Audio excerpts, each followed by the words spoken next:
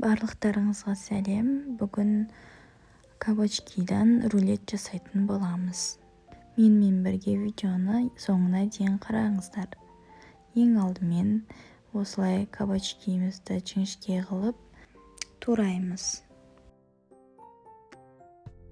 Алдын ала ұнымызды, панировочный сухариімізді, жұмыртқамызды дайындап қоямыз. Ең алдымен жұмыртқаға ұнатып, ұнға ұнатамыз. Содан кейін қайтадан жұмыртқаға ұнатып, одан соң панировочный сухариға ұнатамыз. Сонда сырты қытырлап тұратын болады.